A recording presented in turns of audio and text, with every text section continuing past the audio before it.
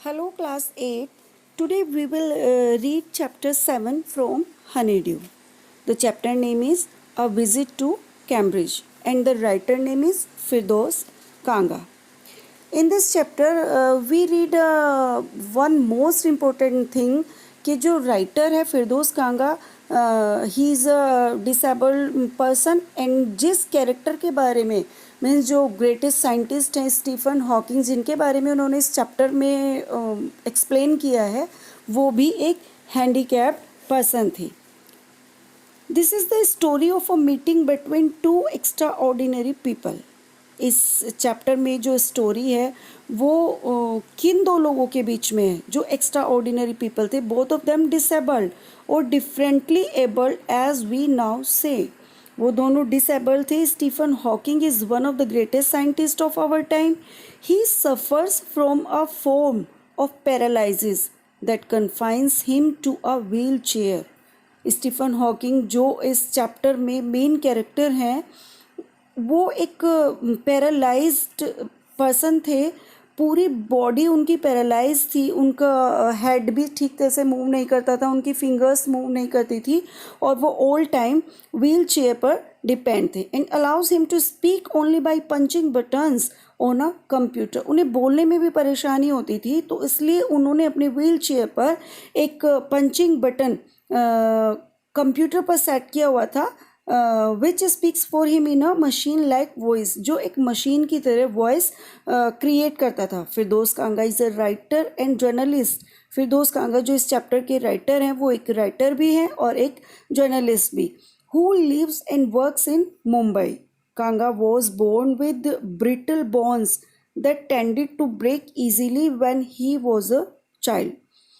फिरदौस कांगा एक जब उनका जन्म हुआ था तो ब्रिटल बोन्स थी. मतलब जो उनकी बोन्स थी वो ऐसी थी कि वो बहुत ही ईजीली ब्रेक हो जाती थी. ब्रेक हो गई थी when he was a child जब वो एक छोटे बच्चे थे. Like Hawking Kanga moves around in a wheel chair.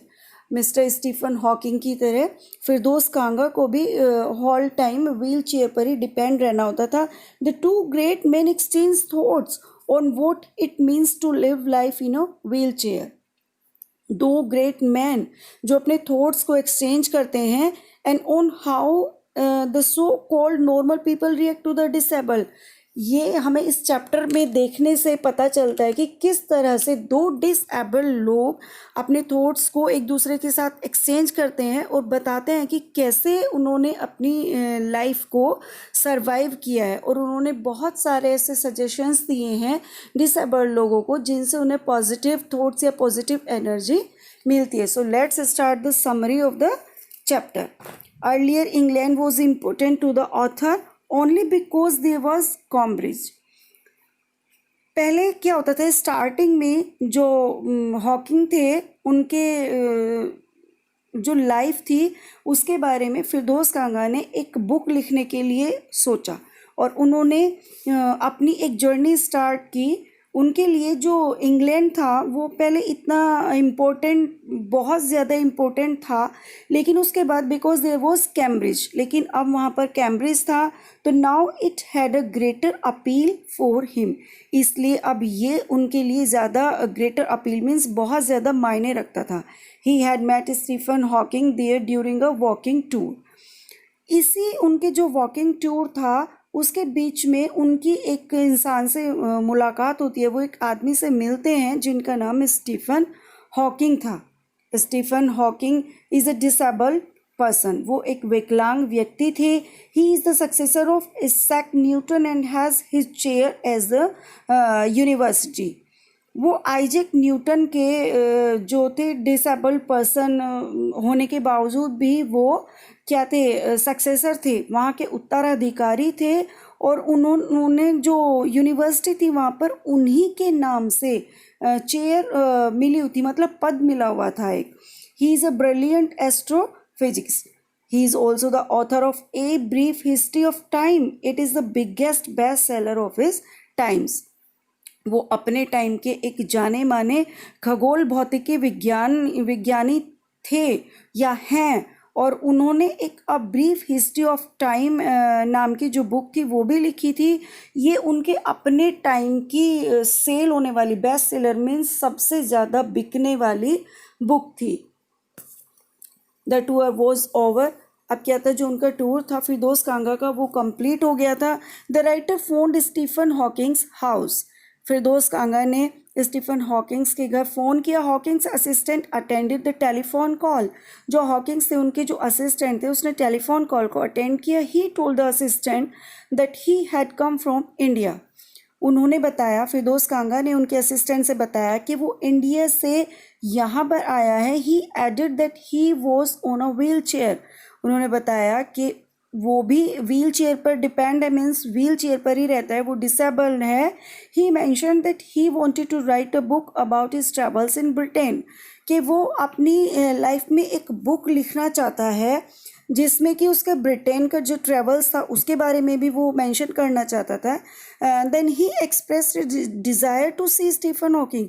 तब उसने बताया मिस्टर हॉकिंग के असिस्टेंट को कि वो अपने जो उसके डिज़ायर है स्टीफन हॉकिंग्स के लिए उनको एक्सप्रेस करने की, उनको देखने के बाद उनकी लाइफ को एक्सप्रेस करने की, तो उसने वो मिस्टर स्टीफन हॉकिंग्स के असिस्टेंट को बताया। The time for is meeting the professor was fixed. Meeting के लिए टाइम फिक्स कर दिया गया। It was from 3:30 to 4।